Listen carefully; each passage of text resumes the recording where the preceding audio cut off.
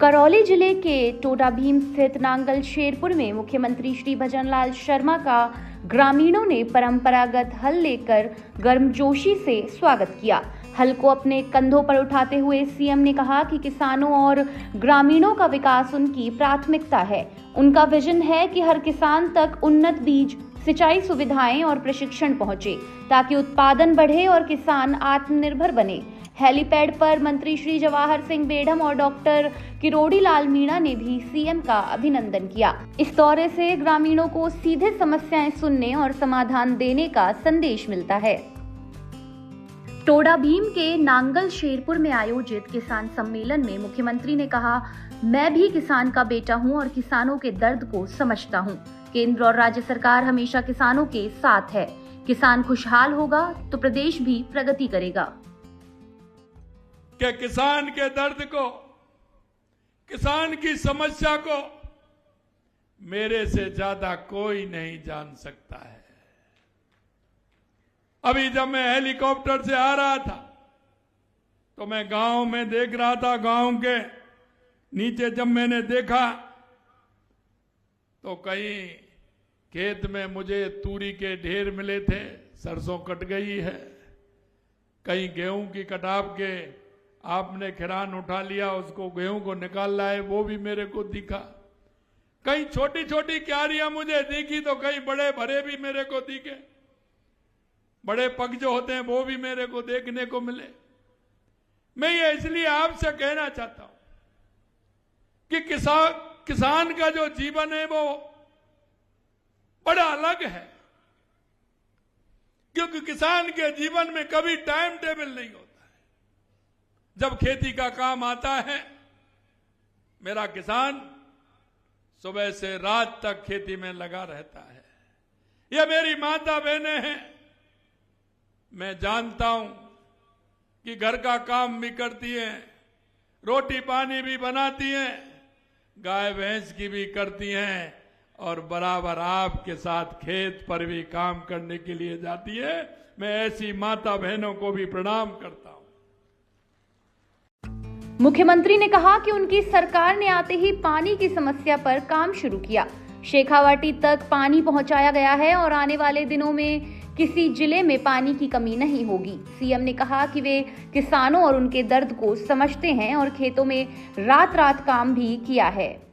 मैं आपसे कहना चाहता हूं, हमने पूरे राजस्थान के अंदर, चाहे हमारा राम जल सेतु ERCB योजना हो, शेखावाटी में यमुना समझौता करके वहां पानी लाना हो, क्या बिहारी जी आए हैं, आप बीकानेर में रहते हैं, चाहे हमारी इंदिरा गांधी और गंग नहर हो, उसमें पहली बार 5,000 करोड़ रुपए दे करके उसका पानी हनुमानगढ़, गंगानगर, बीकानेर, फलौदी, जैसलमेर, बाड़मेर, नागौर, जोधपुर को पानी मिले, ये हमने प्रारंभ किया है।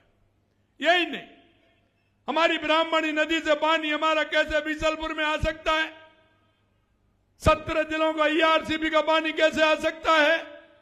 इसके अलावा हमारा माही डैम से सोमकमला के माध्यम से पानी आकर के जमाई, पाली, जाल और सिरोही के लिए कैसे पानी मिल सकता है?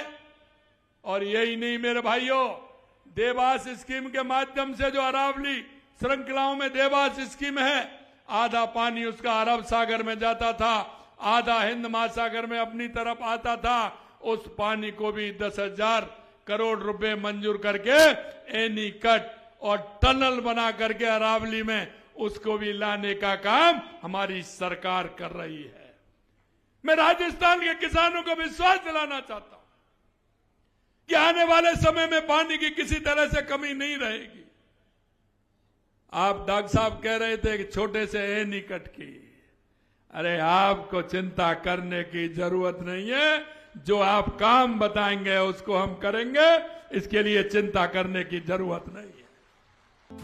मुख्यमंत्री ने कहा, हमारी सरकार ने युवा नीति लाई है और अब तक का एक भी पेपर लीक नहीं हुआ है। सरकार युवाओं के उत्थान में प्रतिबद्ध है। मैं युवाओं से आह्वान करता हूं कि आगे बढ़ो।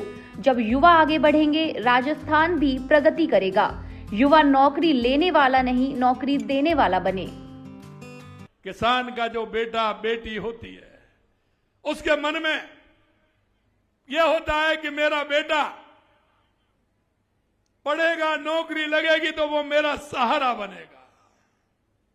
और मुझे ये भी पता है, जब किसान को आवश्यकता होती है अपने बच्चे को पढ़ाने की, हॉस्टल में दाखिला देने की, कोचिंग कराने की, वो रात के अंधेरे में किसी के पास जाता है और पैसा लेकर के आता है। और जब पैसा लेकर के आता है तो अपने बेटा और बेटी से कहता है कि तेरे को मेहनत करनी है, पढ़ाई करनी है, क्योंकि दूसरे का पैसा भी चुकाना है। उसी दिन से किसान के अंदर चिंता लग जाती है और बेटा बेटी भी विश्वास दिलाते थे कि चिंता मत करिए, मैं पढ़ूंगा, मेहनत करूंगा, पेपर में पास होऊंगा।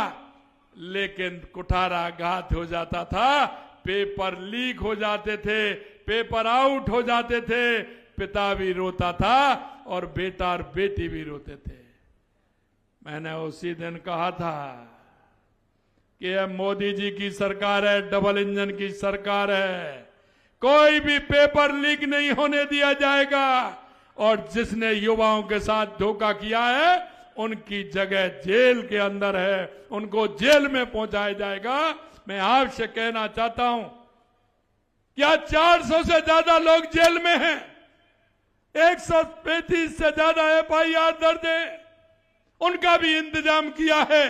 और 2.25 साल के अंदर एक भी पेपर लीक नहीं हुआ है। यह हमने करके बताया है कि हम किसान के बेटे के साथ और बेटी के साथ किसी तरह से धोखा नहीं होने देंगे। टोडा भीम में आयोजित इस किसान सम्मेलन ने साफ कर दिया है कि राजस्थान अब कृषि के क्षेत्र में भी नई दिशा तय करने की भूमिका निभा रहा है। अलग अलग राज्यों के अनुभव, नई तकनीकों और नवाचारों के आदान प्रदान से न केवल किसानों को लाभ मिलेगा, बल्कि खेती को अधिक आधुनिक और लाभकारी बनाने का रास्ता भी मजबूत होगा।